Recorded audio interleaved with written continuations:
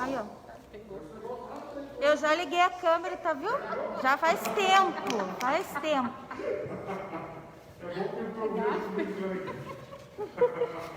Apareceu uma mulher iniciando o nosso culto de oração, assim fazendo para mim, peraí, amor, eu estava brincando ali, peraí, não. E a gente faz acontecer. A brincadeiras à parte, vamos iniciar nosso culto de adoração a Deus. E hoje eu confesso aos irmãos que a voz um pouco incomodando bastante. Eu pedi ao pastor Marco que já faça esse período inicial de oração, logo na sequência, para ganharmos tempo também. Ele já vai fazer a leitura introdutória da palavra do Senhor nosso Deus. E na sequência, e também dar uma palavra aos nossos corações, e na sequência a gente continua o trabalho. Amém, irmão? Deus abençoe. Aproveite esse momento para adorar a Deus. Esse momento é nosso, um momento de alegria, de paz, de felicidade, em nome de Jesus.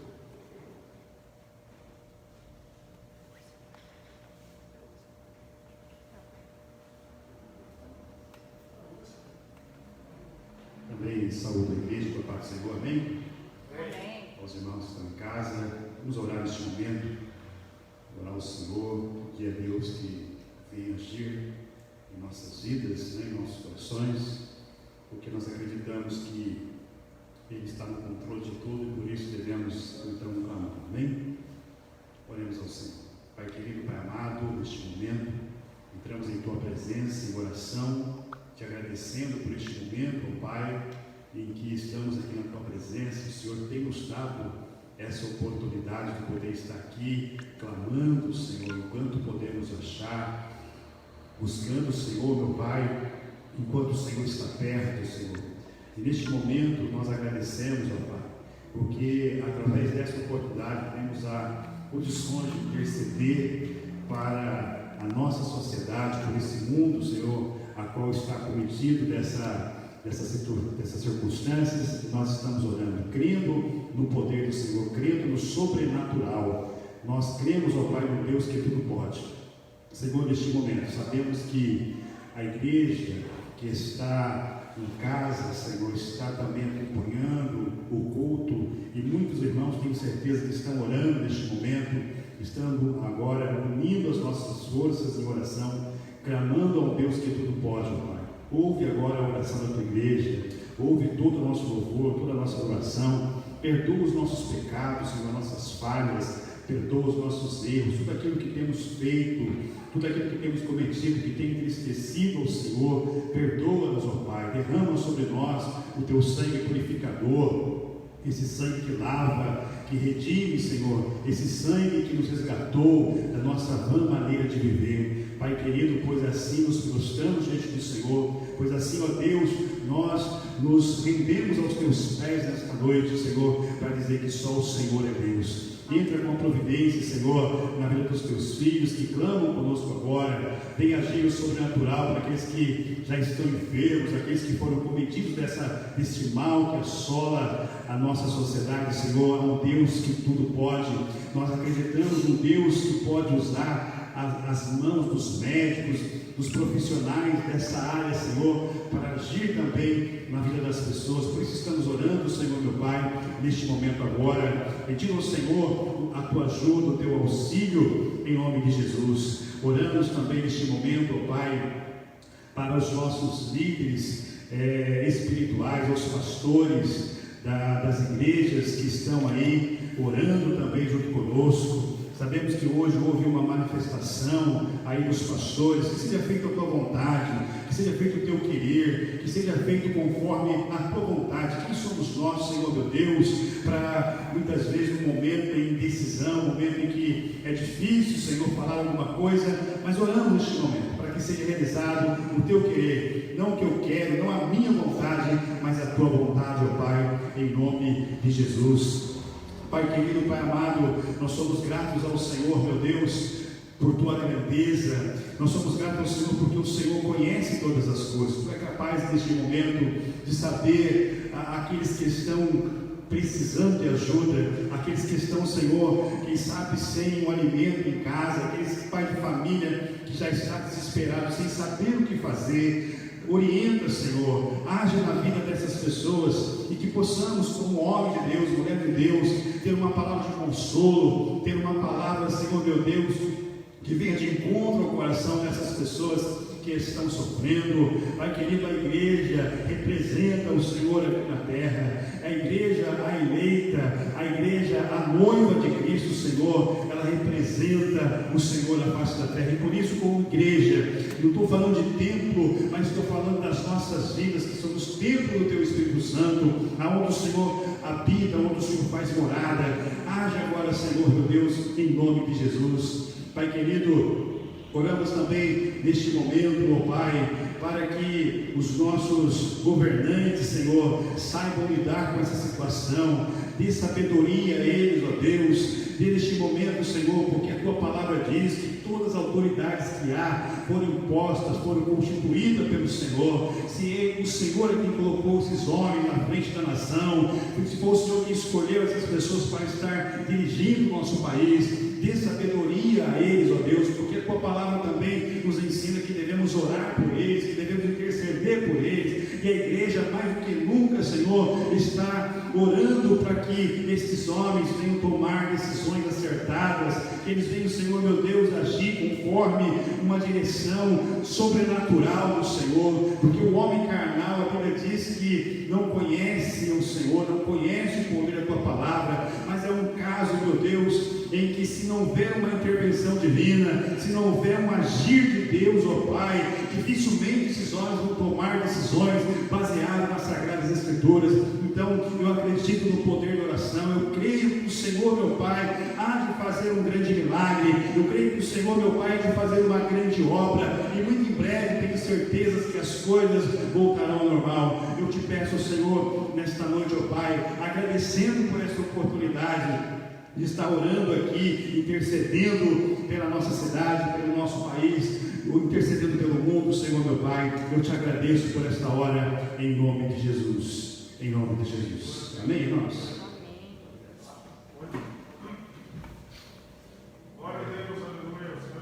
Quero deixar aqui uma palavra também para os irmãos, uma palavra conhecida por sinal do Evangelho de Jesus, escrito por Mateus. Deixa eu ver se é isso mesmo.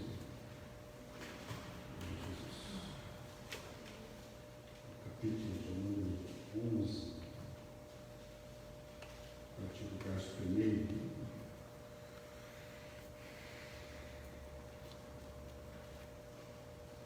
Mateus capítulo 11, verso 1 ao 5.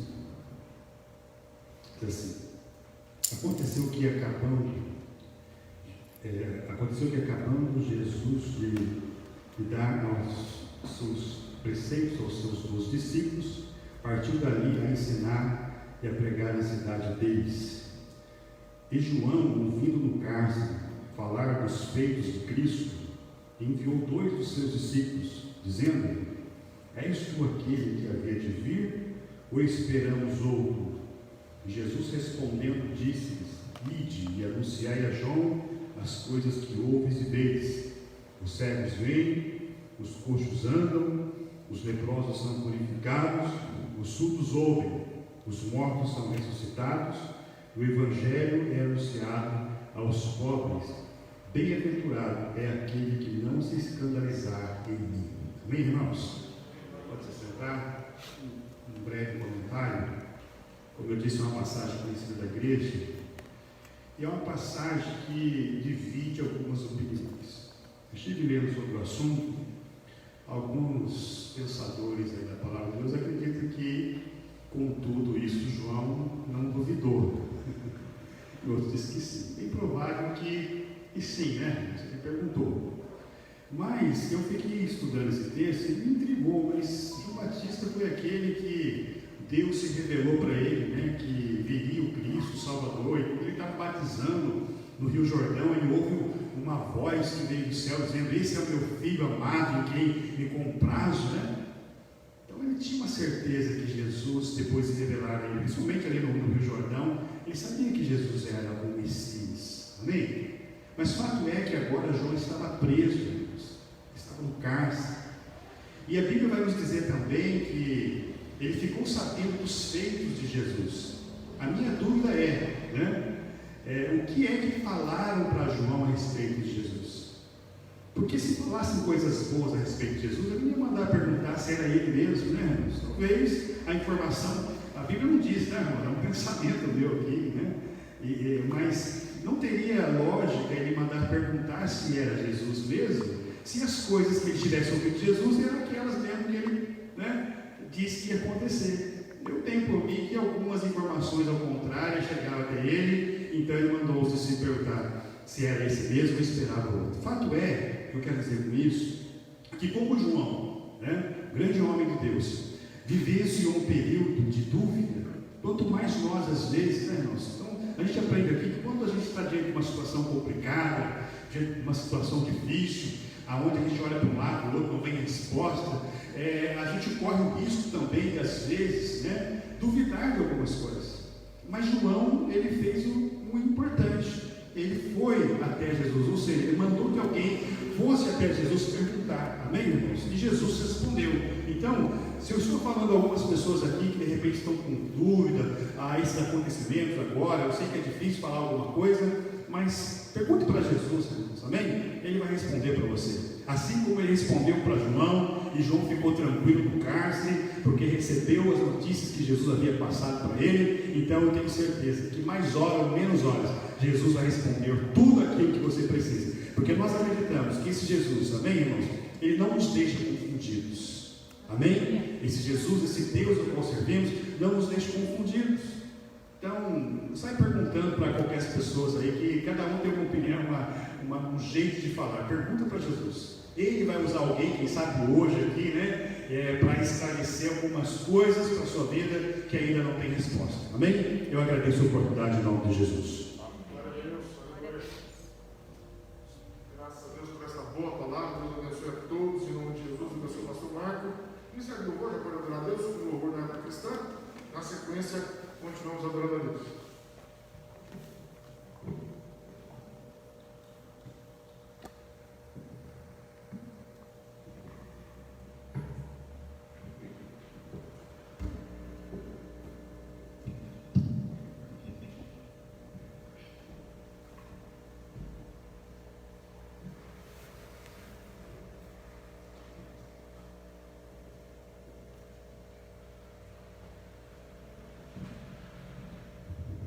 Cumprimentamos a igreja com a paz do Senhor, amém?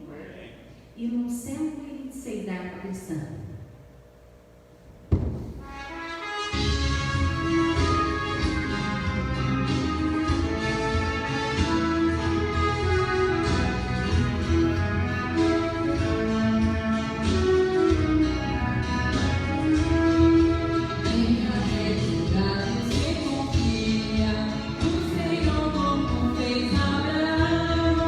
Ele criou a vida que não via, e assim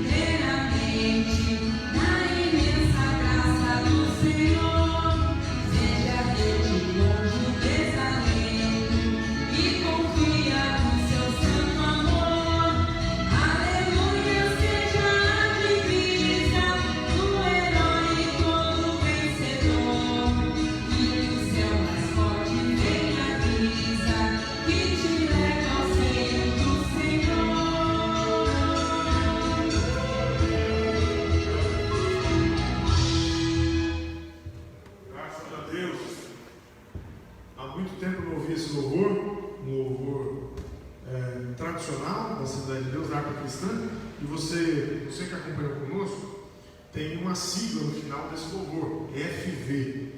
Na verdade, são as iniciais. Todo livro da harpa cristã ele tem algumas siglas, às vezes 2, às vezes 3, às vezes até 4, que se referem aos seus autores. E FV são as iniciais de Frida Wingren. Frida Wingren, que era a esposa do Gunnar Wingren, que foi um dos dois suecos, ele juntamente com Daniel Berg, que fundaram a Assembleia de Deus aqui no Brasil. Que na verdade no começo não se chamava Assembleia de Deus, chamava Missão da Fé Apostólica. E aí, isso em 1910, 11, por aí, 1911. Em 1918, a Assembleia de Deus Americana resolveu apoiar o trabalho aqui no Brasil, ajudando o próprio Daniel Berg, Gunnar Wingren. Era um resultado do avivamento da Rua Azusa, né? Na verdade, se bem que alguns dizem que eles não estiveram na Azusa, mas houve um avivamento também, só que no Kansas, no mesmo tempo, e eles vieram para cá olhando nos Estados Unidos. Mas por que eu estou dizendo tudo isso? Um pouquinho de história da Assembleia de Deus. Frida Wingren perdeu o marido muito cedo, Gunnar Wingren morreu cedo. E a irmã Frida era uma evangelista de um cheio, uma pregadora do Evangelho, cheia do Espírito Santo, cheia da graça de Deus. E fato é que ela teve, que lindo, né? Os mais belos hinos e poesias foram feitos em tribulações. Se você quiser subir às alturas santas, só nas asas da humilhação, uma poesia bonita, né? uma graça de Deus. E só que a vida da irmã Frida não foi, talvez por isso ela tenha escrito um hino tão lindo, que a vida dela foi muito difícil. Ela sofreu algumas acusações na época dela, e a história hoje, um tempo foram inclusive acusações maldosas, mas o fato é que ela, por ciúmes, ela foi perseguida dentro da Assembleia de Deus. Naquela época as mulheres não podiam ter ministério como hoje, né? E ela foi perseguida pelos homens da Assembleia de Deus, o ministério dela foi anulado. E olha que notícia triste, a notícia que temos é que ela terminou os dias de vida internada numa instituição para pessoas com problemas mentais, e ela, segundo dizem, nunca houve um diagnóstico que ela tivesse alguma doença mental, muito pelo contrário. E mesmo assim, ela foi presa numa instituição, morreu bastante debilitada. Às vezes, quando nós amamos o Evangelho, nós temos um preço a pagar. Quando nós amamos a verdade, a justiça, temos um preço a pagar. E a irmã Frida pagou um preço alto, na minha opinião, uma mulher de Deus cheia do Espírito Santo, cheia da graça do Senhor. E infelizmente esse mundo é um mundo de injustiças, mas nós ansiamos por um mundo melhor, onde as lágrimas serão enxugadas e o Senhor fará justiça. Eu conheço muitos homens e mulheres de Deus que foram terrivelmente injustiçados, mas nós temos que confiar no Senhor e saber que a nossa redenção ela é inicialmente nesse mundo, mas ela é completa somente quando o Senhor Jesus voltar. Então vamos aguardar, e aí o Senhor vai fazer justiça a todos. Amém? Eu estava ouvindo o hino e senti muita presença de Deus, me emocionei, que é um hino que eu gosto muito, tenho muita admiração pela irmã Frida. Mas vamos lá, um dia vamos conhecê-la, né? Ela vai estar no céu, com o corpo ressurreto, e ninguém vai jogar em manicômio, ela vai viver conosco lá para sempre, para a glória de Deus, em nome de Jesus. Mas amados, rapidamente aqui, já vou dar alguns avisos, fazer alguns breves comentários aqui, porque hoje quero dar prioridade à palavra de Deus. O Ministério do Louvor já fica preparado, também darei uma rápida palavra de oferta, e na sequência já partimos para as dízimos de ofertas também. Alguns avisos, eu quero aproveitar, antes de falar sobre dízimos de ofertas, acho que eu já vou até falar, porque eu já vou dar um testemunho. Ontem, estava na minha cama com a Silsa, e aí uma pessoa chamou a Silsa no WhatsApp, eu não vou dizer o nome, porque questão ética, não é necessário, e a pessoa não é membro da nossa igreja, mas conhece a nossa igreja, mora aqui no bairro Santana, próximo a nós. O seu sobrinho conhece a igreja, né, pastor? Seu sobrinho conhece a igreja, uma pessoa querida, e o fato é que ela nos chamou porque só tinha uma cesta básica nessa crise, só tinha uma cesta básica, ela tinha conseguido, não sei nem se conseguiu aqui, ou se foi em outro lugar, não sei desse detalhe, mas enfim, ela tinha uma cesta básica. Quero louvar a Deus pela vida do irmão Adriano, do irmão Milton, que tem estado conosco aqui. Então eu digo a você, já adiante, se você tem alguma necessidade, aproveite esses horários. Terça e quinta, das 19 às 9h30 às 21 e domingo das 18 às 20. Eu tenho pedido, dentro da disponibilidade do irmão Milton, do irmão Adriano, eles estarão aqui para atender os irmãos que eventualmente queiram fazer uma doação e outros que eventualmente precisem de algum auxílio. Mas enfim, e aí eu fiquei muito inquietado, a filha dormiu ontem muito inquieta, porque ela disse que invadiram a casa dela e levaram o botijão de gás. Graças a Deus, quando ela não estava, levaram o botijão de gás. Se na minha casa também, esses ladrões de galinha entraram e levaram o botijão de gás, né? Mas o botijão de gás não é barato, uma cota, né? Ele já é caro, só o gás. A cota não é tão barata. Ela disse que estava muito preocupada porque não tinha como fazer a comida. Ela tinha os víveres em casa, ela não tinha como cozinhar e ela conseguiu uma diária. Ela é garçonete, mas tudo fechado. Ela conseguiu uma diária para defender um trocadinho e ela tomou um copo de água com açúcar para ter um pouquinho de energia para sair para trabalhar. A gente fica amargurado com isso, né? E essa é a situação do Brasil. Esse é o ponto que os nossos gloriosos políticos deixaram o Brasil chegar. E o fato é que eu fiquei muito agoniado e as nossas finanças bastante derrubadas, as minhas pessoais também, estou esperando para receber. Mas eu pergunto, como eu vou cobrar as pessoas? Como eu vou ligar para os meus clientes e falar, me pague? Fica complicado. Eu estou confiando no Senhor na minha vida financeira e a igreja também apertada. Aí eu peguei e falei, vou usar a fé. Eu vou pegar no caixa da igreja, fiz uma transferência para o depósito de gás para pagar R$190 uma cota. E para pagar a cota e para poder entregar, graças a Deus. E está preocupado que as nossas finanças já estão apertadas e ia desfalcar ainda mais. Quando eu acabei de resolver tudo pela manhã, liga uma pessoa que eu conheço há pouquíssimo tempo, vou citar um nome, ninguém conhece, o irmão Luciano, uma pessoa que eu conheci há pouquíssimo tempo, mas tem sido uma bênção na minha vida, eu tenho acompanhado as nossas lives, ele é lá de São Paulo, não é daqui, e ele falou bem assim, doutor, manda aí o número da conta da igreja, que eu quero dar uma oferta para a igreja. E para minha surpresa, imediatamente ele fez um TED de R$600 para a conta da igreja, glória a Deus em nome de Jesus. Então veja que nós investimos 190, Deus nos honrou com 600. Eu acho que vale até glória a Deus, aleluia, né? Glória a Deus. Amados, a Bíblia diz, não nos cansemos de fazer o bem, porque a seu tempo ceifaremos, se não houvermos desfalecido. Nós não podemos desistir de abençoar vidas, não podemos desistir de abençoar pessoas, porque a provisão virá. Então fica essa palavra, esse testemunho da provisão de Deus.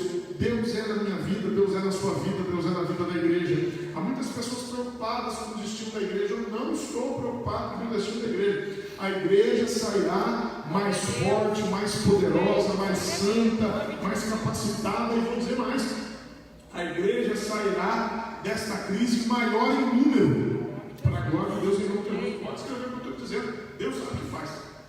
É por isso, amados, que eu digo a você, seja fiel, contribua com os seus dízimos e com as suas ofertas, entregue ao Senhor, porque quando nós somos fiéis, Ele é fiel. Especialmente na vida financeira, nós temos promessas. A palavra de Deus nos diz, trazer os dízimos à casa do tesouro, para que haja mantimento na minha casa, e depois fazer prova de mim, se eu não vos abrir a janela do céu, e não vos dar uma bênção tal, que dela vos advenha uma hora bastante. O verso 11 diz, por causa de vós, repreenderei o devorador, para que não vos consuma o fruto na terra, e a vide no campo não será estranho. Então eu quero deixar esta profecia para a tua vida em nome de Jesus. A Bíblia diz ainda em Lucas 6,37, né? Dai e ser 38, dai e ser-vos-á dado, boa medida, recalcado, sacudido e transbordando vos darão, porque com a mesma medida com que medirdes, vos vão medir de novo. Então creia que o Senhor te medirá pela sua fé. Quanto mais nós temos fé, quanto mais nós temos disposição para contribuir e para ajudar, mais as janelas do céu se abrem. Eu disse aqui, repito, o crente não pode ser um recipiente, uma represa. Tudo que ele recebe, ele represa para si próprio. Esse não recebe a grande bênção de Deus. O crente tem que ser um manancial. Por isso eu cito muito Isaías 58, verso 11, um dos textos que eu mais amo na Bíblia. O Senhor te guiará continuamente e fartará a tua alma em lugares secos. Essa crise é um lugar seco, né? E fortificará os teus ossos. E serás como um jardim regado e como um manancial cujas águas nunca faltam. Então o cristão é assim, seja na vida espiritual, seja na vida financeira, nós temos que nos colocar na posição de um manancial. A bênção do Senhor tem que chegar até nós e ela tem que fluir por nós, porque quanto mais nós distribuirmos aquilo que Deus nos dá, mais a mão do Senhor vai se abrir para nós. Isso é uma regra espiritual, é só para quem tem fé, bom? Não é para os incrédulos, esse é para os cristãos, é para aqueles que têm fé. Então eu digo a você, não se sinta constrangido nem pressionado a contribuir. Nós, a Igreja de Cristo, tem vivido 2000 anos sem a minha contribuição, 2000 anos sem a sua contribuição. Ela vai viver mais 2000 se Jesus não voltar sem a nossa contribuição. Eu entendi que eu não quero ficar fora da bênção, eu quero ficar fora da provisão. Eu entendi que quando eu contribuo, eu também sou abençoado pelas promessas de Deus. Então eu faço por fé. Mas se você não tem fé, não precisa fazer, que não há nenhum constrangimento. Mas eu quero agradecer de coração a todos os irmãos e amigos que têm plantado no solo fértil da obra do Senhor, aqueles que têm trazido os seus dízimos aqui, aqueles que têm levado, depositado na conta da igreja. Deus abençoe, o Senhor certamente te proverá. Nós temos na descrição do vídeo, pastor, conta, tudo, né? Tem o CNPJ também, então para você fazer um teste, alguma coisa, está tudo facilitado na descrição do vídeo. Nosso banco é o Bradesco, nossa agência é 2856, a conta corrente é 1393999, facinho de você guardar. Abençoe o nome de Deus, certamente você será abençoado. Amém? Estou esquecendo alguma coisa? Não, já vou dar um aviso? Ou já vamos servir o seu aviso? Eu estou depois desse aviso. Vou aproveitar esse clima. O Ministério do Louvor adora ao Senhor Jesus. Pode vir adorar. Noé, vem fazer uma oração aqui pelos dizimistas. Enquanto o Ministério do Louvor se prepara, o Noé então já vai orando, abençoando a tua vida em nome de Jesus. Que a bênção do Senhor e a prosperidade dele esteja sobre você e sobre a sua casa, em nome de Jesus. Amém, meus irmãos. Oremos. Soberano Deus e eterno Pai, graças te dou nesse momento. Agradeço por todas as coisas que tem feito em nossas vidas, Senhor.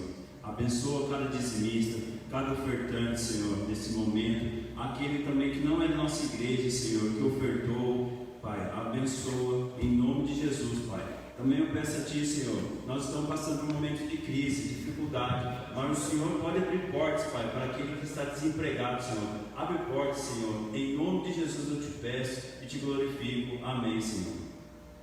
Glória a Deus. Graças a Deus.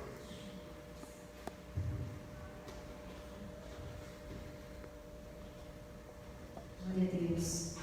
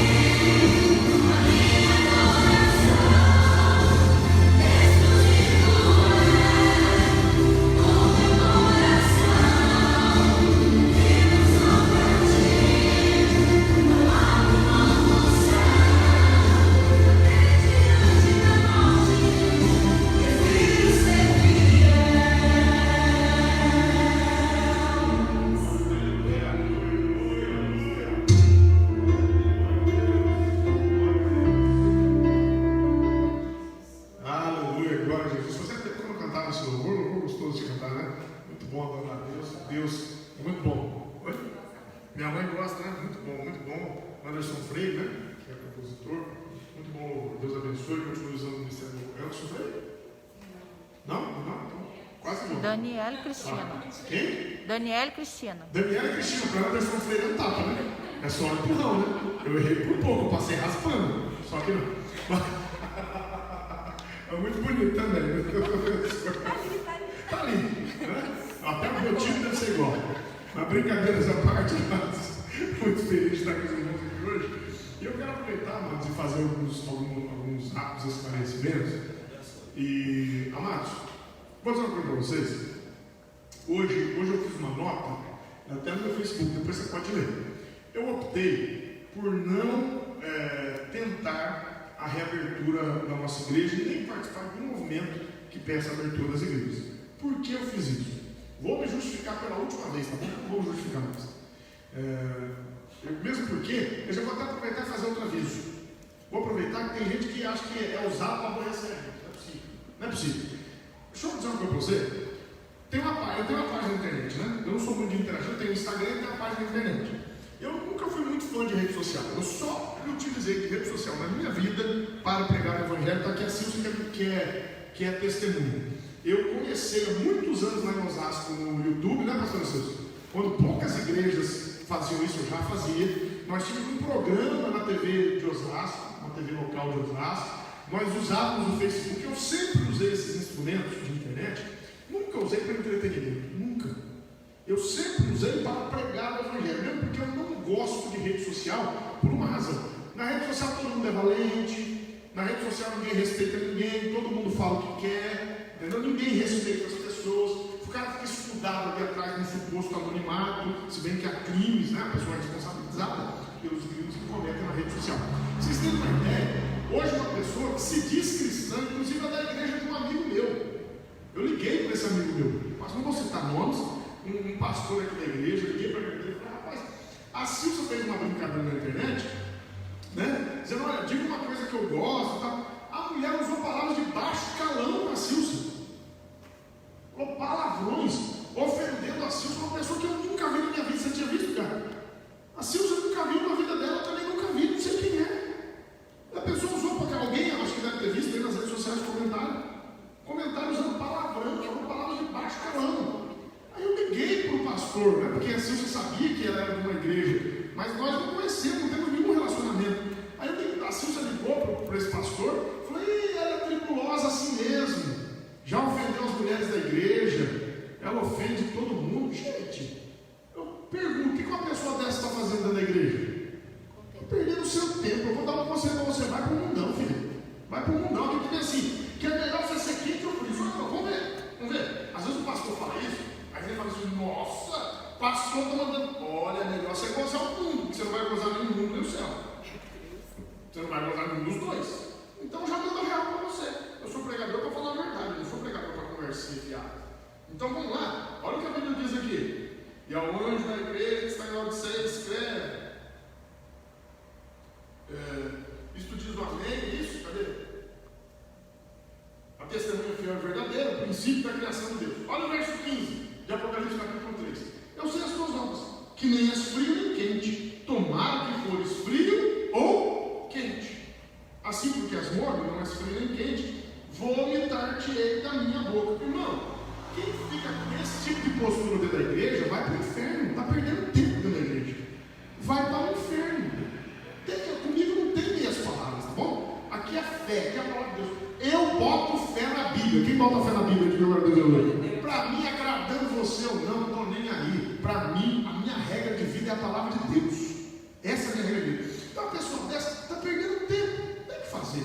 A Bíblia diz assim: quem é puro, purifica-se ainda mais. Quem é sujo, suja-se ainda mais. Então, a pessoa dessa vai continuar mudando. Ou receba a transformação do Espírito Santo. Ou então toma uma poção. Eu vou me converter. Vou partir para uma vida santa. Porque desse jeito está perdendo tempo.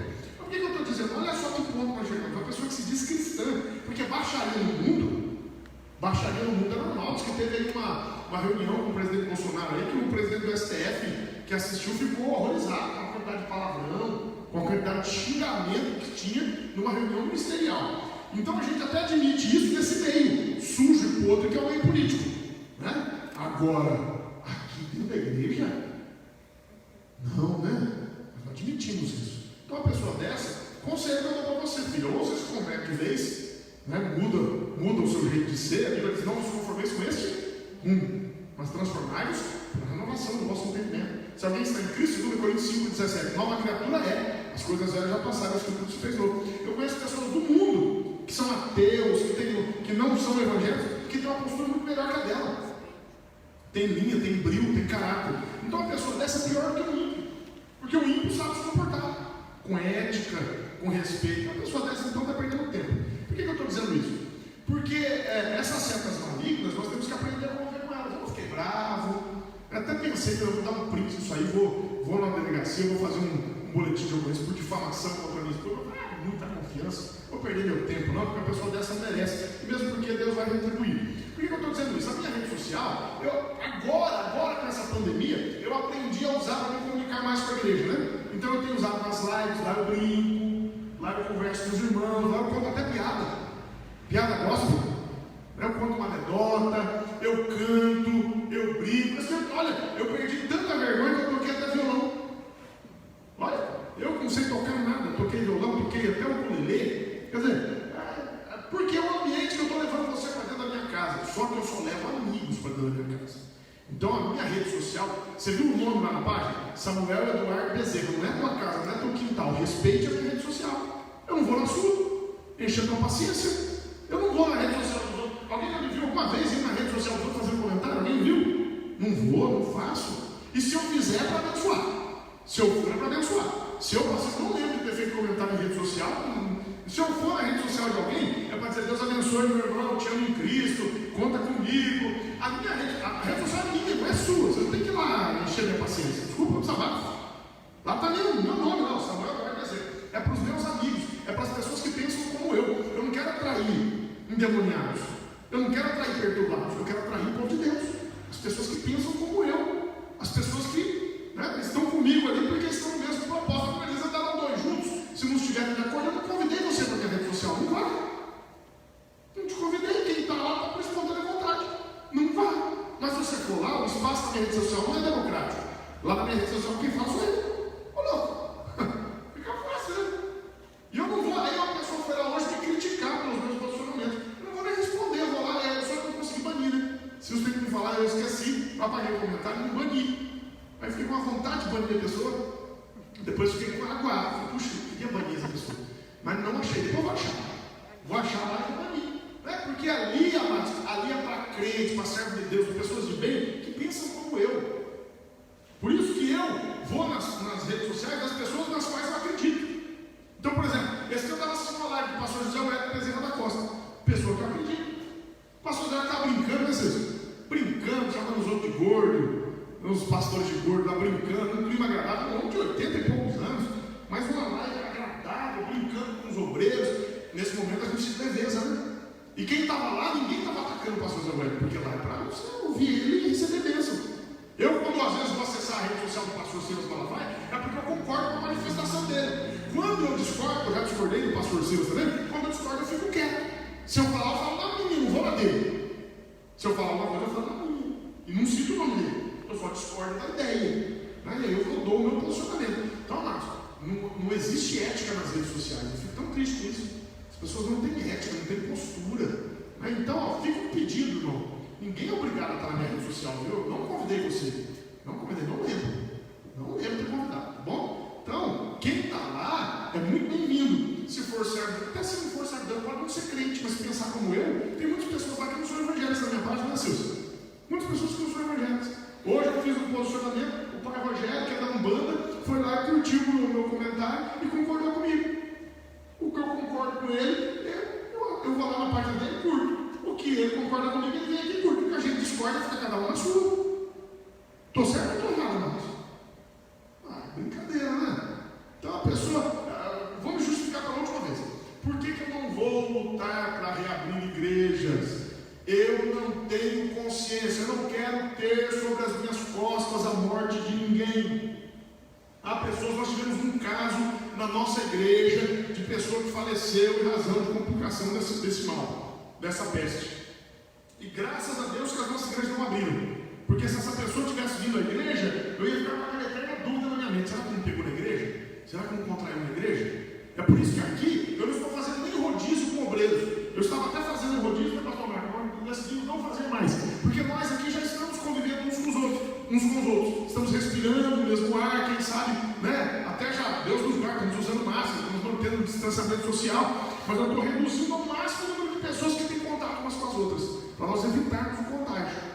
Apóstolo Paulo, 1 Coríntios capítulo 15, já tem que terminar, já era para estar pregando.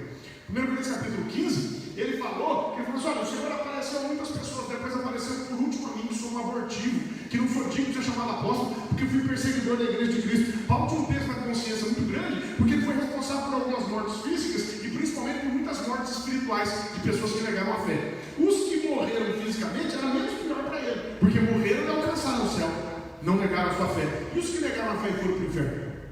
Paulo tinha aquele peso e ele se angustiava. Aquilo amargurava o coração de Paulo. Ele consentiu na morte de Estevão, ficou segurando a capa, né? Então, amados, eu, Samuel, não terei na minha consciência a morte de ninguém. Eu sou pastor da igreja, a decisão passa por mim. Eu respondo pela igreja juridicamente, eu respondo pela igreja criminalmente, civilmente. Qualquer coisa que aconteça vai respingar. Primeiro na igreja como pessoa jurídica, de direito privado, e depois em mim como administrador da igreja. Qualquer procedimento criminal vai vir em cima de mim, não vai ser dos meus. Então eu tenho que decidir com sabedoria, de acordo com a palavra de Deus. E eu garanto a você que criticou que eu tenho muito mais fé do que você. Eu garanto a você que criticou, pela misericórdia de Deus, eu tenho experimentado muitos milagres na minha vida e sou um homem de fé. Eu não sou ignorante. Eu só não tento a Deus. Não, Jesus disse: não tentarás o Senhor teu Deus. Eu vou fazer a minha parte, a igreja vai permanecer. Quando as autoridades disserem assim: agora podemos cultuar, nós vamos cultuar aqui, com todo cuidado, com todo zelo, mas eu não me precipitarei. Por que eu estou dizendo isso? Houve um movimento aqui em Vila Legal, que foi procurar o prefeito municipal hoje, pedindo a abertura dos cultos. Eu não tenho paz para pedir a abertura dos cultos, no momento em que a curva de contaminação do vírus está altíssima e muitas pessoas estão morrendo. Eu não tenho paz para pedir a abertura dos cultos, a volta dos cultos, a abertura do setor. Eu não tenho paz. Eu tenho muita preocupação de que, por algum motivo, nós não consigamos fazer um controle tão bem feito como devemos fazer. Até acho que nós somos competentes para fazer. Mas hoje, como a contaminação está aumentando cada vez mais, eu não me sinto seguro, não vou arriscar. Tá bom? Quando as autoridades disserem assim: olha, hoje já passou o pior, vamos voltar a cultuar, eu já externei minha opinião que igrejas, clubes, escolas, faculdades, academias, é um absurdo a minha academia, com todo respeito. Sabe por que é um absurdo? Porque eu frequento a academia desde adolescente. Então eu sei como é o ambiente da academia. Até agora eu estava frequentando, eu e minha esposa, nós frequentamos juntos, a vida inteira frequentamos, desde que nós nos casamos. Se você vai comigo na academia, lá no Serra, eu sei como é que funciona. É impossível você guardar isolamento social numa academia. Não tem jeito. Tudo você toca, e é tudo coletivo. Vários pesos, todo mundo põe a mão, não vai rolar. Eu não vou. Quem quiser ir para a academia, a vida é sua, a vida é sua vontade. Eu não vou. Eu tenho guardado minha quarentena direitinho, estou lá, né? Já estou velho, vou fazer 45 anos. Eu não tenho histórico de atleta do Bolsonaro, né? Eu não tenho histórico de atleta do Bolsonaro. O cara é fera, eu não sou. Eu mal, né? Joguei futebol, mal no jiu-jitsu, mal. Então, quer dizer, eu não vou arriscar, eu vou ficar na minha. Então, Marcos, e outra coisa, só para a gente finalizar o assunto, a decisão é minha, está tomada, não concordou, você não me segue. Não vai me aborrecer na minha rede social. Não vai me encher a paciência, fazer comentário maldoso, pejorativo. Dá licença, vai fazer a sua. Na minha não. Tá bom? Segue o teu caminho, não precisa andar comigo. A Bíblia diz que a morte andarão dois juntos, se não estiverem de acordo. Você não quer andar comigo, você não concorda com o meu jeito de pensar, siga o teu caminho. Agora não vem me constranger, não vem me aborrecer, tenha respeito. Sabe que a coisa mais importante da vida é a gente saber o nosso lugar? A coisa mais importante da vida é a gente saber o nosso lugar, sabe? Eu sempre sou o meu lugar. Deus sempre me deu essa graça. E às vezes que eu saio do meu lugar, meu pai, ou me deu uma costa ou me deu uma bronca. Às vezes que eu saio do meu lugar, sabe? Às vezes a gente sabe. Sabia que um dia Pedro saiu do lugar dele? Vou contar essa história aqui bíblica para você entender. Jesus levou Pedro, Tiago e João, lembra? Para o monte da transfiguração. Aí chegando lá, Jesus começou a brilhar. O Deus que estava suprimido dentro daquele corpo humano, saiu a glória do Deus. A Bíblia diz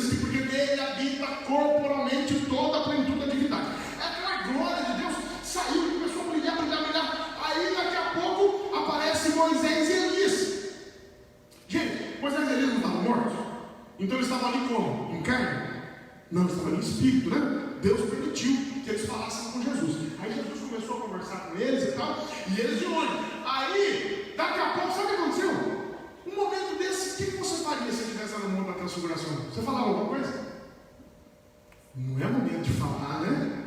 É no momento, no máximo, da glória a Deus, aleluia, ficar ouvindo quietinho. Aí a Bíblia diz que Pedro tomou a palavra. Ai, que vergonha, era para calar a boca dele.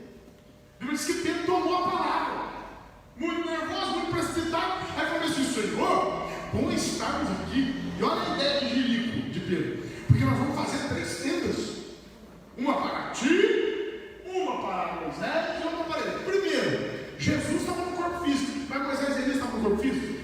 Você vai fazer tenda para espírito?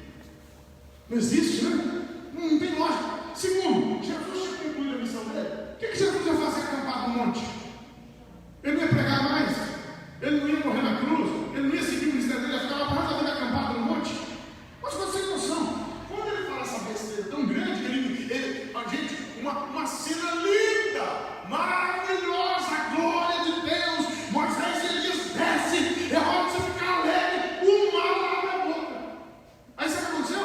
Deus repreendeu Pedro, veio uma voz do céu, bem forte, dizendo assim: este é o meu filho amado, em quem me compraz. A ele eu vi. Ele está falando para quem? Para Pedro, dizendo: cala a boca e ouça.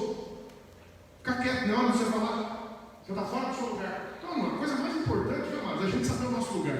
Então tem gente, com todo respeito, viu, que calaram o poeta, né? Pessoas que não têm história na obra de Deus, pessoas que não trabalham para Jesus, pessoas que não têm nenhum fruto para apresentar e querem criticar quem trabalha. Então fica aqui a minha orientação, irmãos, com todo carinho, viu? Estou falando isso porque eu amo as pessoas, e quem ama corrige, né? Eu como pastor não posso só falar o que as pessoas querem ouvir, eu tenho que falar o que precisa falar. E se alguém ficar antipatizado comigo, não é essa a minha intenção. Mas se ficar também, Deus abençoe. Não estou preocupado, não. Segue o jogo. Palavra de Deus, vamos lá? Palavra de Deus, Tito, capítulo 2. Então, esse é o meu posicionamento. Assembleia de Deus Antioquia não estimulará, nem apoiará nenhum movimento no sentido da abertura dos tempos. Eu aguardarei as autoridades e farei tudo de acordo com os ditames da lei.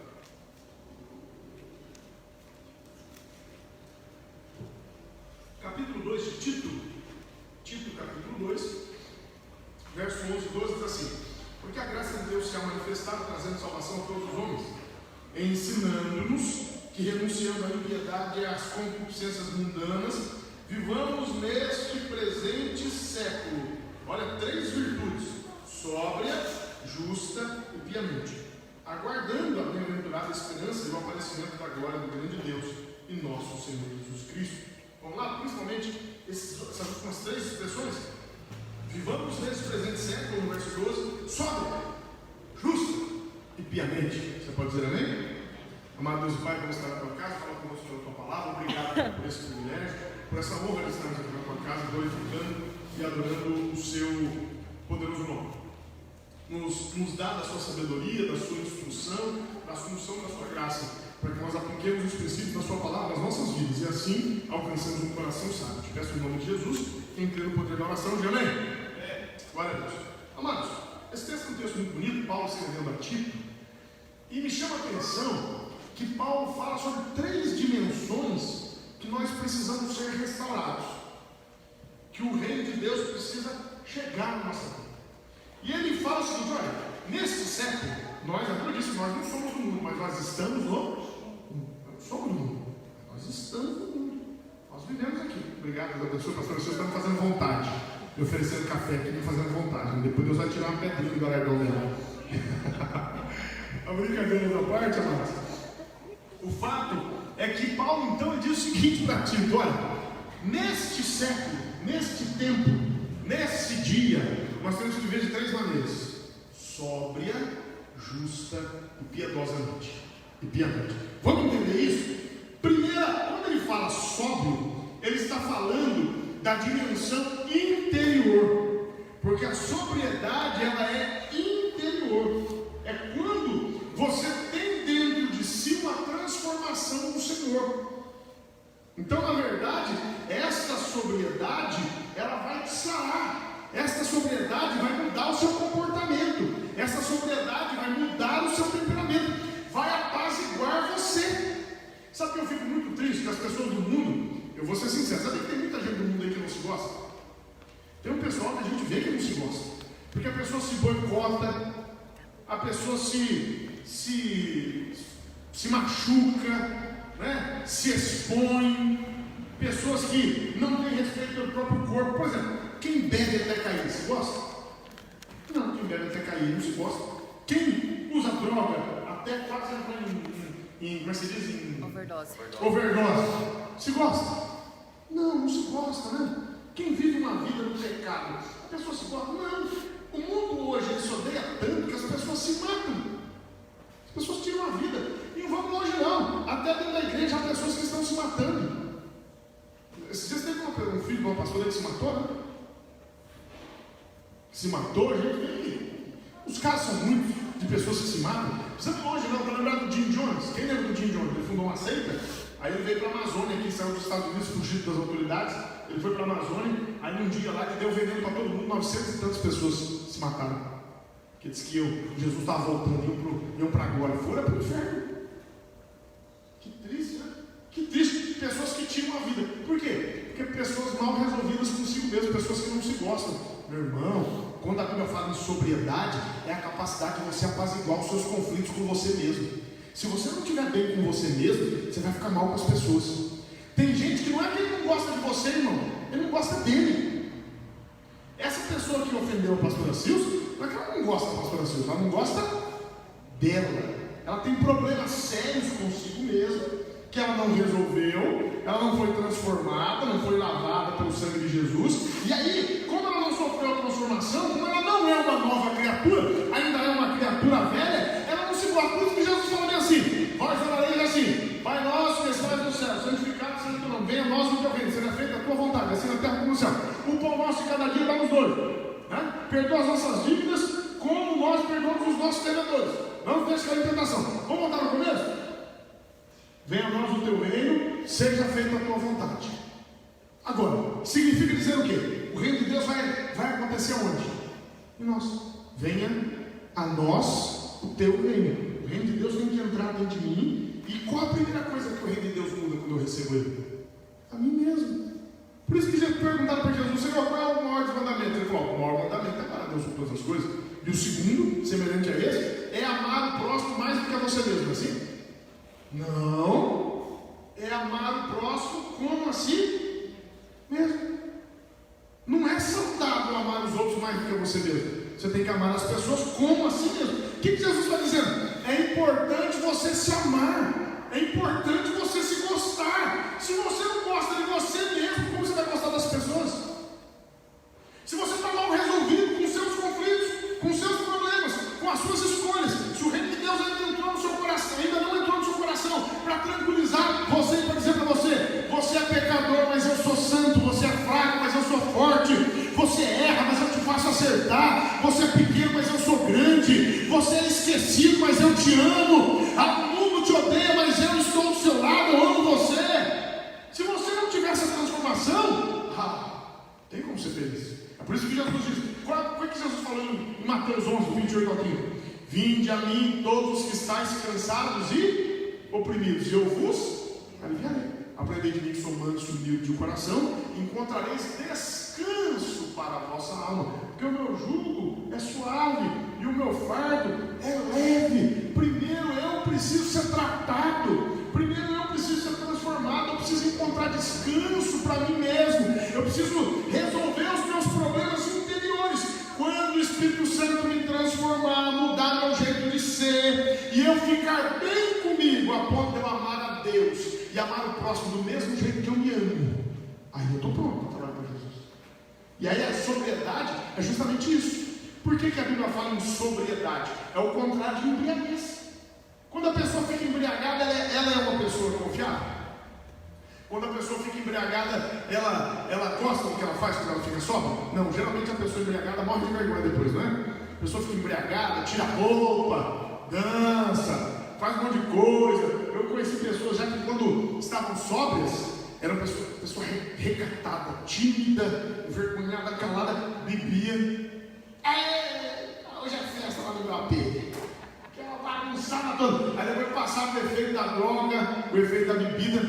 Nossa, que vergonha, que vergonha. Chegar para a gente, não aguentava nem olhar no olho, que ficava envergonhado. Não era ele mesmo.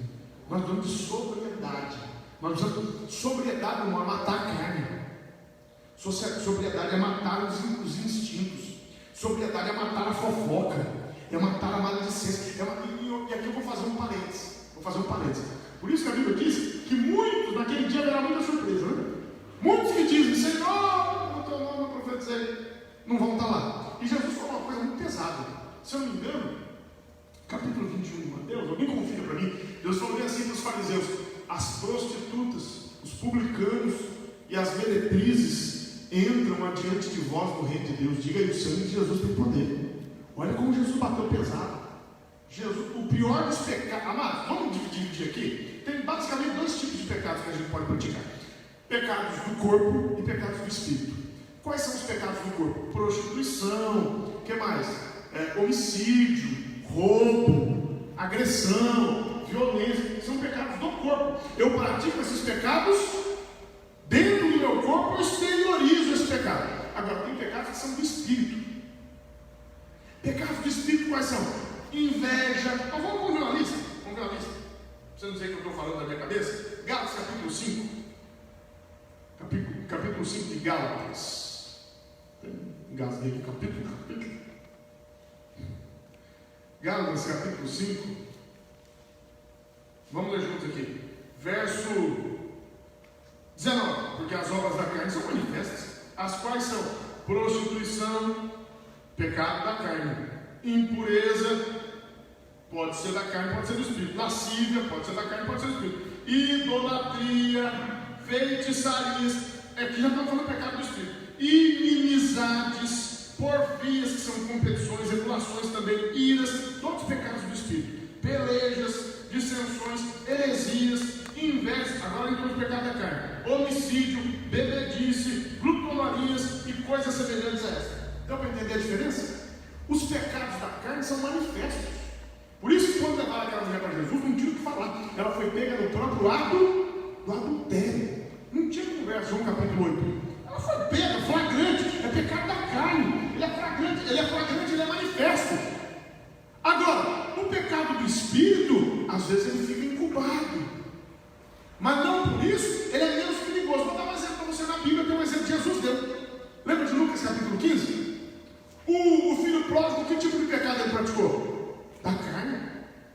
Pegou o dinheiro, saiu para a bebedeira, gastou com as prostitutas, botou tudo fora. Pecado da carne. Pecado evidente. Pecado que a gente vê com toda a verdade.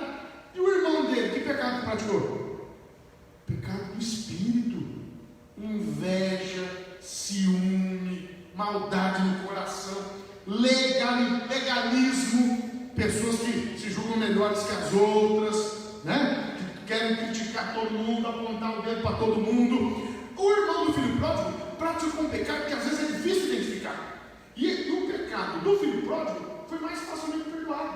Ele caiu em si, levou uma burdoada na vida, caiu em si e falou: levanta-me, irei ter com meu pai. Eu diria: pai, pequei contra os seus perante ti, já não sou digno de ser chamado teu filho. Quando ele disse tudo isso para o pai dele falou: qual que é, rapaz? Para com isso, entra para cá, vamos matar um bezerro cevado, vamos fazer uma festança, que esse meu filho estava morto, reviveu, estava perdido, foi achado.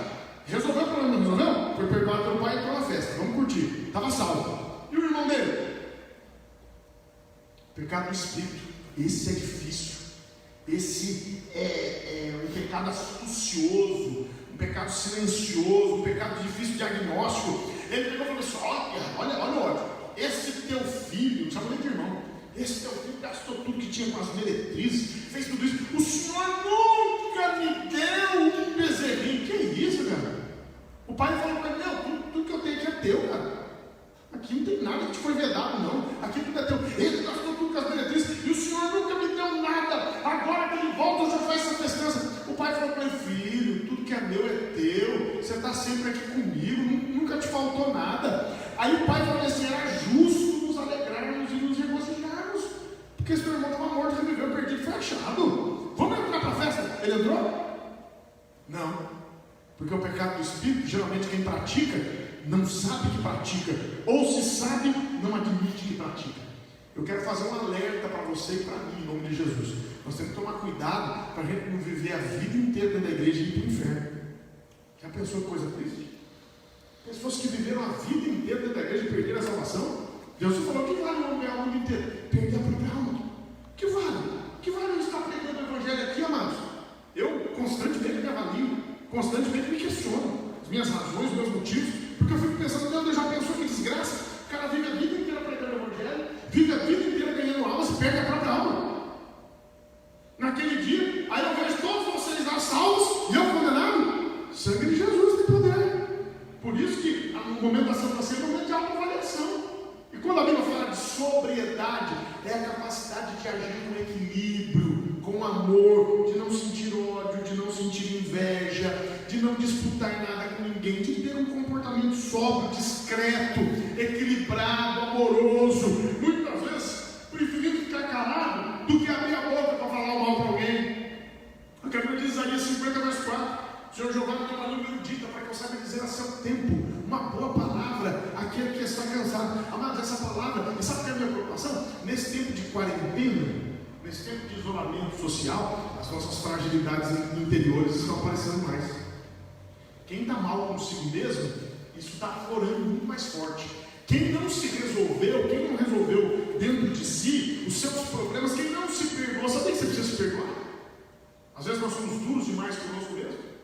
O filho pródigo precisava se perdoar. Ele falou, não, só tem que chamar teu filho, vou ser um jornaleiro e tal. O pai falou, tá louco, rapaz? Que jornaleiro? Quem falou que você não é digno?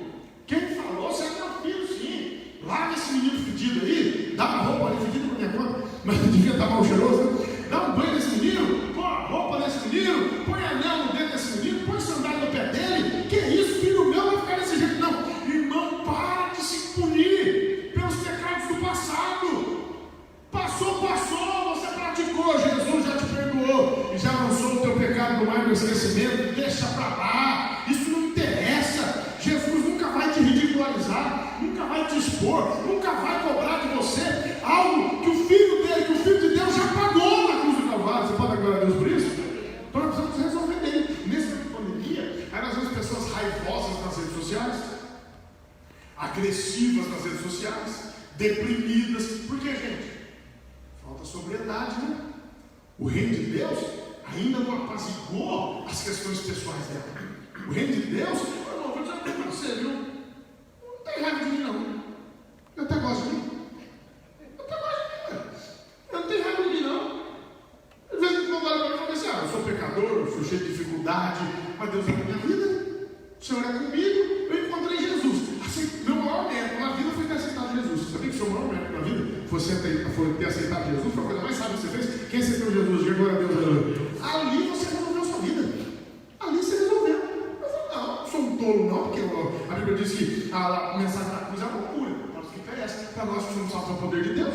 Então, eu sou um tolo, eu não tenho raiva de mim, não. Eu quero bem da minha vida, da minha família. Deus está mandando dizer para você: entenda que Ele te ama, se perdoe, não permita que os pecados do Espírito continuem dentro de você. Raiz de amargura, inveja, maledicência, espírito rebelde, ódio no coração, ressentimento pelo sucesso dos outros. Que inveja é isso, a pessoa se ressente pelo sucesso dos outros. Se você me conhece, eu me alegro nas vitórias das pessoas.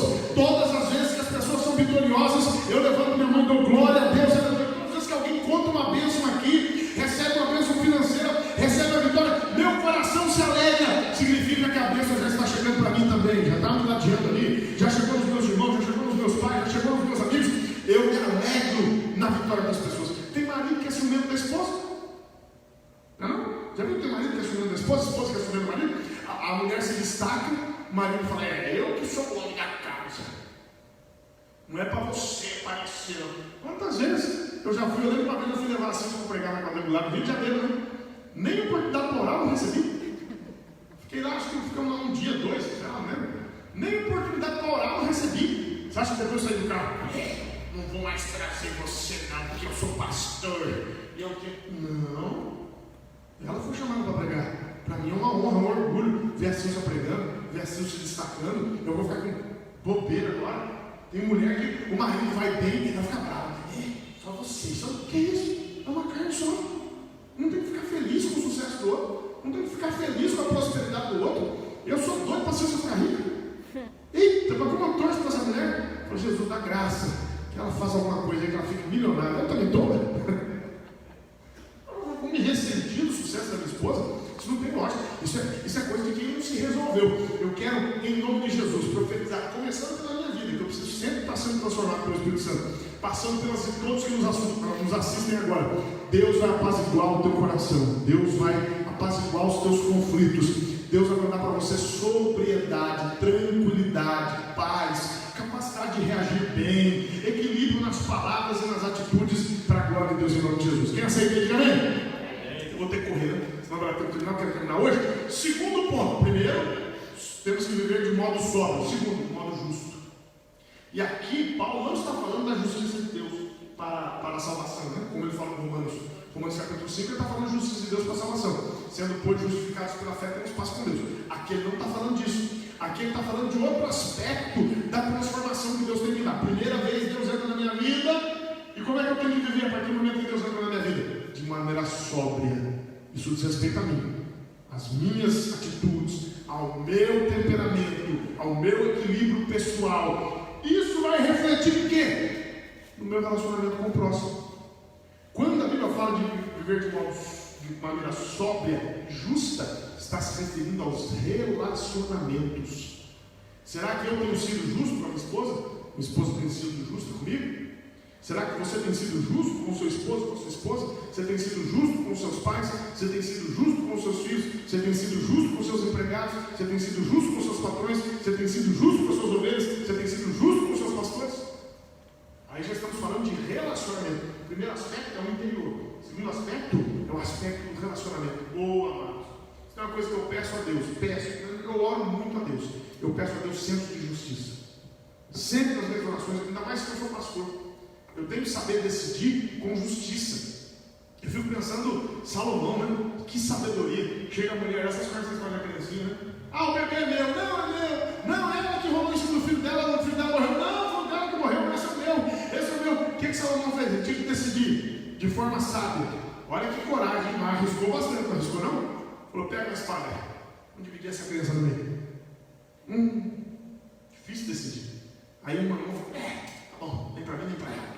Racha a criança dele. A outra falou, não, dá para ela a criança. Ele falou, então, essa que suportou a perda, essa é a mãe, que não queria ver o filho machucado. Olha que sabedoria, olha que espírito de justiça. Nós, como pastores, nós temos que saber ser sábios. Desde o começo da igreja, nós temos que aprender a ser sábios. Lembra de Atos capítulo 15? Reuniram a igreja lá e falaram, vamos ter que ser judeu agora para servir Jesus?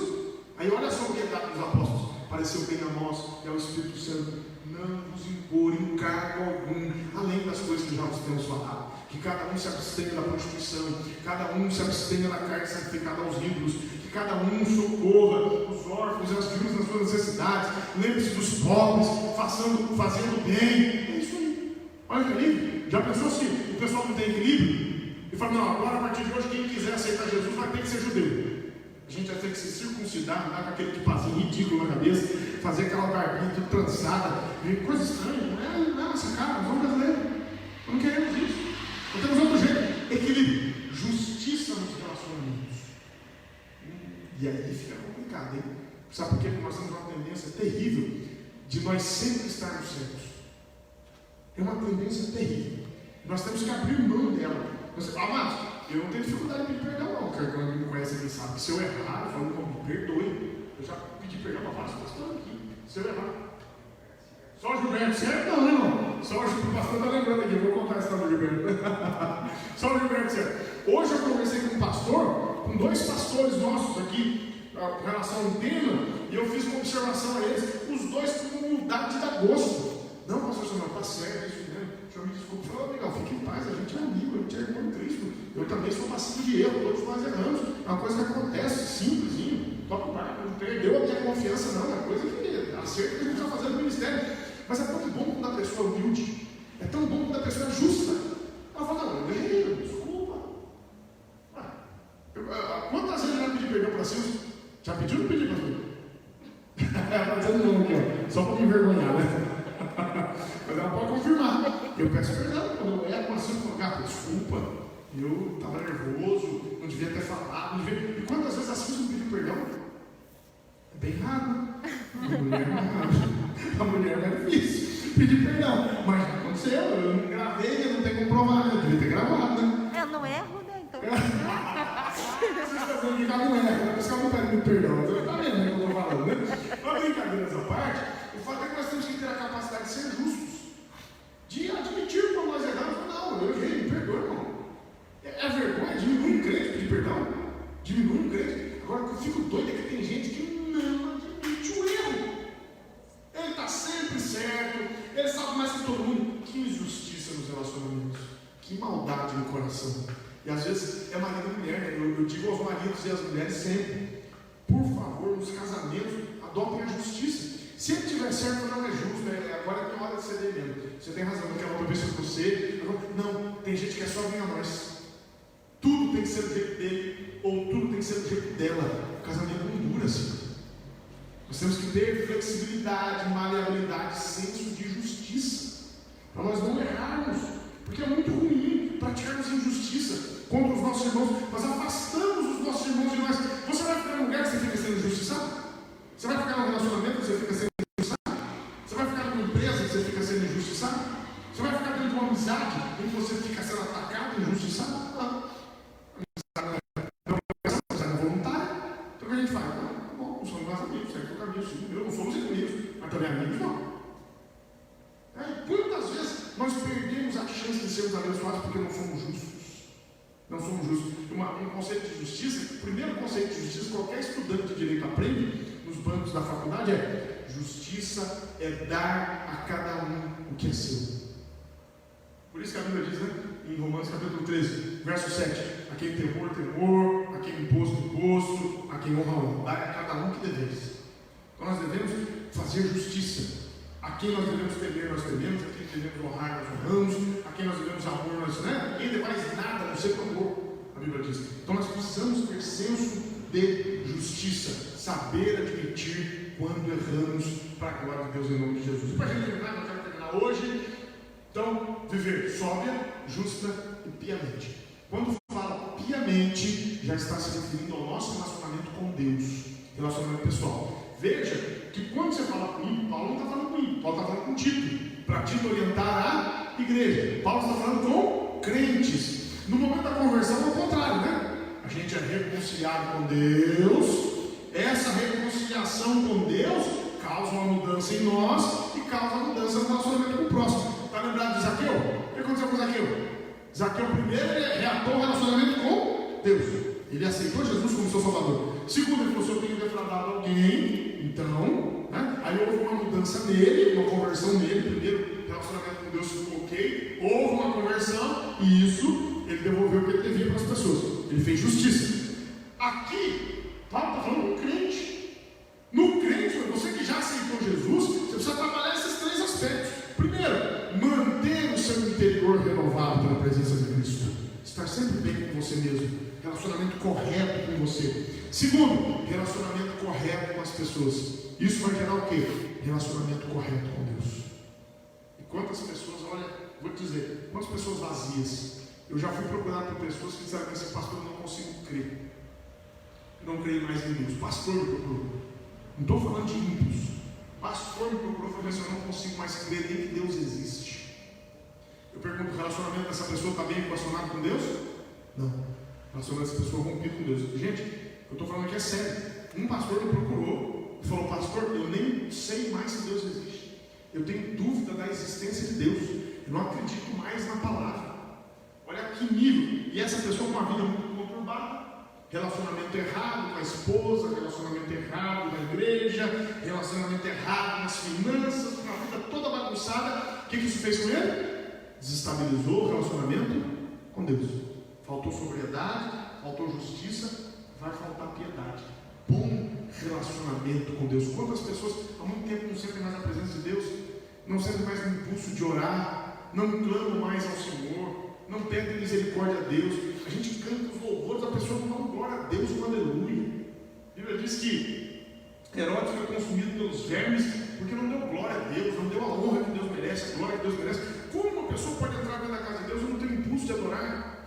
Como a pessoa pode entrar dentro da casa de Deus e não ter impulso de cantar? Estou com a minha garganta doendo, fiquei aguado para soltar minha voz e cantar. Muita vontade de cantar esses dias, e minha garganta está doendo muito. Está me deixando tão triste, porque eu queria cantar mais, eu queria adorar mais, eu fico tão amargurado de não poder cantar. Estou falando aqui com dificuldade, Deus sabe, mas o fato é que muitas vezes nós, alguma coisa desacerta com Deus, e obviamente, amados, o erro não pode estar em Deus, não está em nós. E essa desarmonia com Deus, esse desacerto com Deus, vai afastando as pessoas. Lembra de Caim? Caim praticou tanto mal, a ponto de matar o seu próprio irmão. E quando ele matou o próprio irmão, o relacionamento com Deus desacertou. Aí o que aconteceu? Quando Deus foi falar com ele, quando Deus rejeitou a oferta dele, Deus falou: já começou tudo errado. Se porventura, se você fizer o bem, não haverá aceitação para ti. Mas ele estava fazendo mal há muito tempo, praticando mal, culminou com a morte do próprio irmão. Quando Deus foi falar com ele, ele foi bruto com Deus. Caim, onde é que está Abel? O que ele fala para Deus? Por acaso sou guardador do meu irmão? Olha o relacionamento. Não, você falar com Deus nesse tom. Sou eu o guardador do meu irmão? Licença, não sou segurança daquele cara, não. Aí Deus falou: você Caim, mas você me pergunta a mim desde a terra. E agora você está amaldiçoado. E aí Caim dá mais boca dura e falou: meu pecado é maior que você pode perdoar. Já tira a minha vida e mata lá. Deus falou: não, vou matar você não, bonitão. Matar está muito bom para você. Vai ficar vivo. Eu vou programar com você. Qualquer que te encontrar não vai te matar. Por que Caim chegou nesse ponto de rebelião contra Deus? Por quê? Porque as coisas não iam bem. Faltou sobriedade, faltou justiça no relacionamento com o irmão, e o relacionamento com Deus se implodiu. Irmão, esses relacionamentos são interligados. Se você destruir o seu relacionamento com você mesmo, se você destruir o relacionamento com as pessoas, por fim, você destruirá o seu relacionamento com Deus. Toda a chance de relacionamento com Deus será destruída. E essa quarentena tem exposto tantas pessoas com relacionamentos interiores destruídos, problemas com as pessoas. Tem gente que está passando essa luta da pandemia e não tem nem para onde correr, porque é tanta inimizade, é tanta arrogância, já praticou tanta maldade, já fez tanta coisa ruim, que não tem para onde correr. Não tem para onde correr. Eu fiquei tão feliz. Teve uma pessoa só nessa crise toda, duas. Uma foi meu pai, aí eu vou falar porque não é vergonha nenhuma, e outra foi o pastor Marco, que está aqui, que me procurou e falou assim: pastor, o senhor está precisando de alguma coisa? O senhor está tudo bem lá na sua casa? O senhor está precisando de alguma coisa? Eu falei: não, Marco, graças a Deus está tudo bem. As duas pessoas que me perguntaram: pastor, está tudo bem? Precisa de alguma coisa? Está querendo alguma coisa? Eu fiquei tão feliz, eu sei que eu não vou morrer a língua. E esses dois falaram, eu sei que teve alguns que não falaram, mas se eu pedir, vão me ajudar. Vamos, obrigado. Eu já não vou morrer de fome, eu não vou morrer a língua. É tão bom você saber que, pela misericórdia de Deus, você se relaciona com pessoas e que pessoas podem te socorrer no momento de dificuldade. Mas Caim bagunçou tanto os relacionamentos dele, que ele perdeu o amparo dos irmãos e perdeu por fim o amparo de Deus. Já pensou que coisa triste? Quantas pessoas que vão perdendo, vão fechando portas, porta após porta. Fecha a porta no trabalho, sai batendo a porta. Sai da igreja, bate a porta.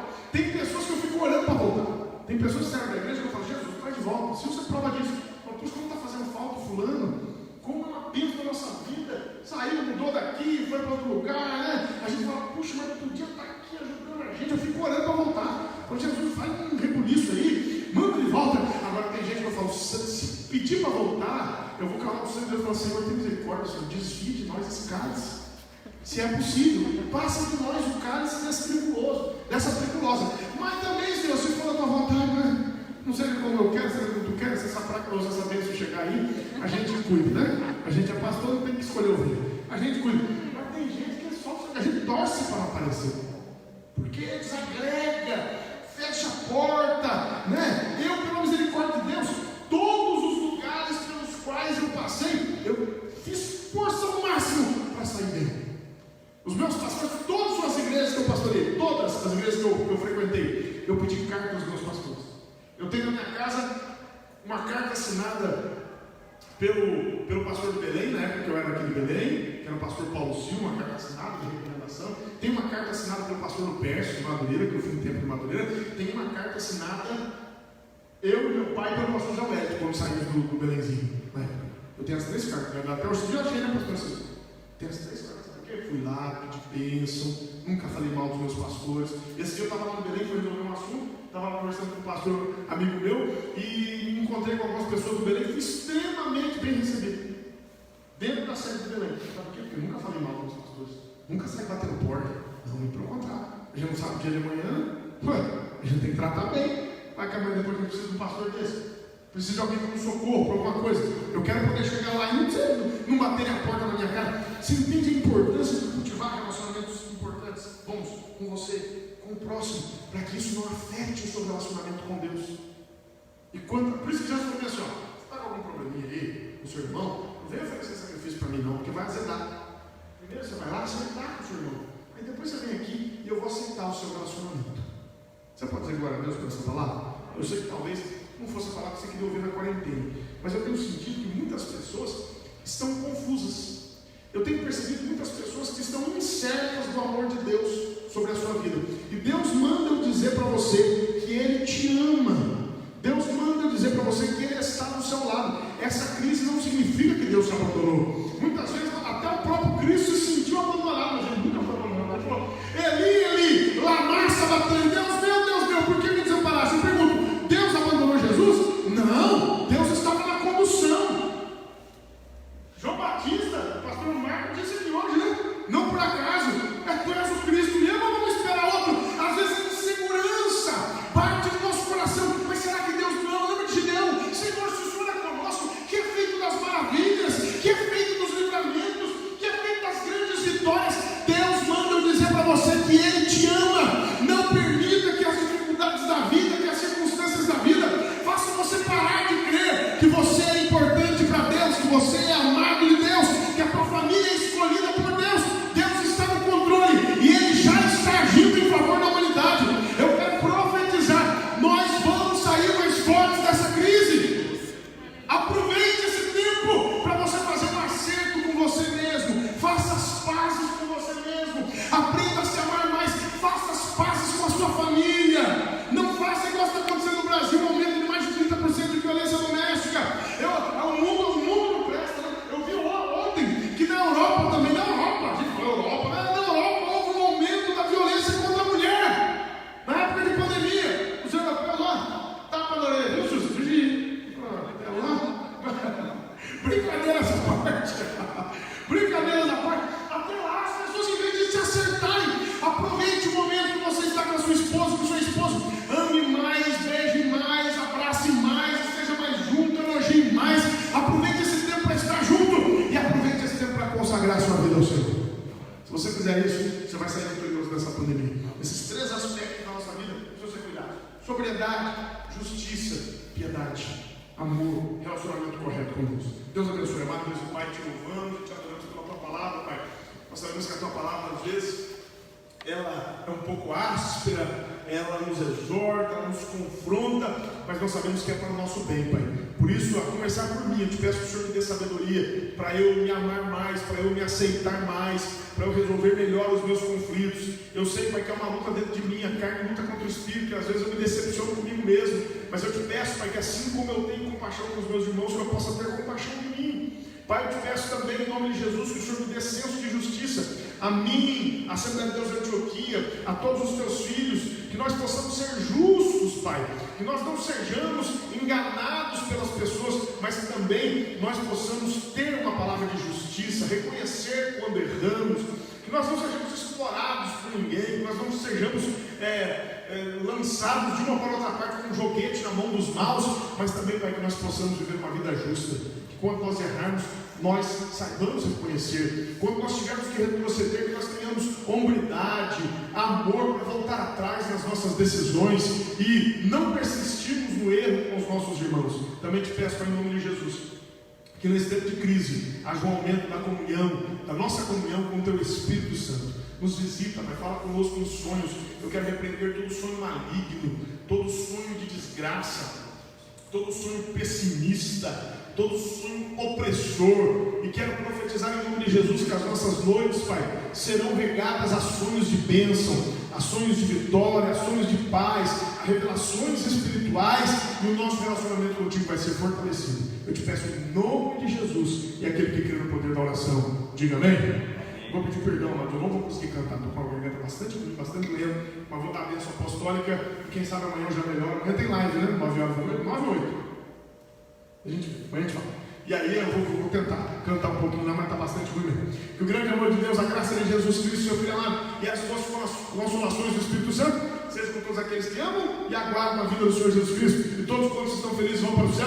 Digam amém. Amém. Nosso lema, amado. Vitória, poder e glória. Diga o que você veio buscar aqui hoje. Vitória, poder e glória. Profetiza como será a sua vida lotada de vitória, poder e glória. Maravilha, terminado.